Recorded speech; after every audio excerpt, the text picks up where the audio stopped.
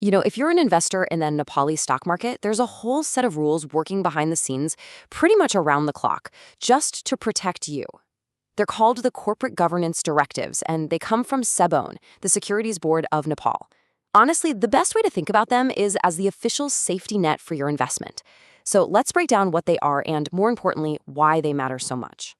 It's the big question, isn't it? It's the one every single investor asks themselves. When you buy a stock, you're not just buying a little piece of a company. You're placing your trust, your actual money, in the hands of the people who run it. So who's making sure that trust isn't misplaced? And that's really the bottom line. See, a company that's run well, that's honest, well, it's just more likely to succeed and see its stock price go up. But one that's poorly managed or even corrupt, its value can absolutely tank. These CBRN directives are basically the rulebook designed to make sure companies are run the right way, with your interests front and center. Okay, so to really get to the specific rules, we first need to zoom out and look at the big ideas that drive them. These are the core principles, the very foundation for everything else that follows. The directives lay out these 6 core pillars that every single company has to build itself on. In a way, it's their promise to you, a promise to be accountable, to treat every shareholder fairly, whether you own 1 share or 1 million, and to be totally transparent about what's going on. And it's the board of directors' job to make sure that promise is kept, creating a system built on trust.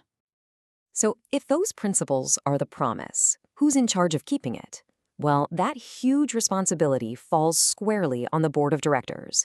You can think of them as the guardians of the company, and they're arguably the most important piece of this whole governance puzzle.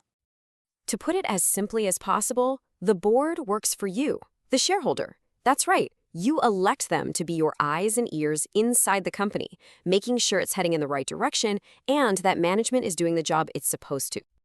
Now, the rules for putting a board together are really specific, and they're designed to stop any one person or group from having way too much power.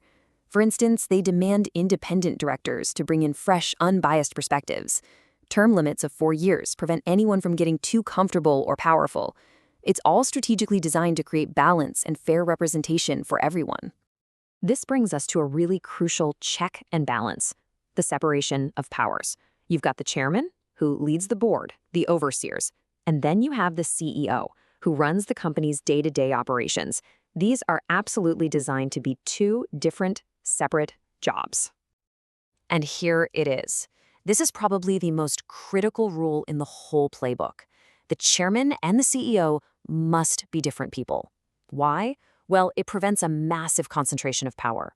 Think about it. You can't have the same person running the company and leading the group that's supposed to be supervising them. That just doesn't work. This is a fundamental safeguard. All right, now that we know who's in charge, let's look at the specific rules they have to live by. This is the code of conduct, the do's and don'ts that govern their behavior, both professionally and personally. This quote from the directives really just gets right to the heart of it. A director's #1 loyalty must always be to the company and to its shareholders. Any personal interests, they have to take a backseat. Period. And the rules get very, very specific to prevent any conflicts of interest. They are crystal clear. Directors can't use the company like it's their own personal bank. They can't engage in self-dealing like renting their own building to the company. And they absolutely have to disclose if their family members are doing business with the company. These rules are there to shut down the most common ways corruption can creep in. On top of that, the duty of confidentiality is absolute. Directors are forbidden from using or sharing sensitive company info for their own personal gain. And here's the critical part. That obligation doesn't end when they walk out the door. It's a lifetime commitment. Of course, having good people is one thing, but good governance is really about having strong systems. So, the directives require companies to set up several internal committees that act as watchdogs, making sure the rules are actually being followed. This table breaks down those key internal watchdogs. So you have the audit committee, think of them as the guardians of financial integrity. Then there's the compliance officer, who is the official rule keeper, making sure all the laws are being followed. And finally, the risk management committee. They're the forward lookers, trying to spot trouble before it happens. Together, they create this really powerful system of checks and balances. So, we've gone through the core principles, the people on the board, and the internal processes. But let's tie all these threads together and get back to what really matters most. What does all this mean for your money? It's this simple. These rules aren't just bureaucratic paperwork, they are the very foundation of a market that you can actually trust. Good governance creates stable, reliable companies, and that is what protects and grows your investment for the long haul. Let's be really specific here. These rules make sure you get timely and accurate information so you can make smart decisions. They explicitly tell the board that part of their job is protecting small investors just like you.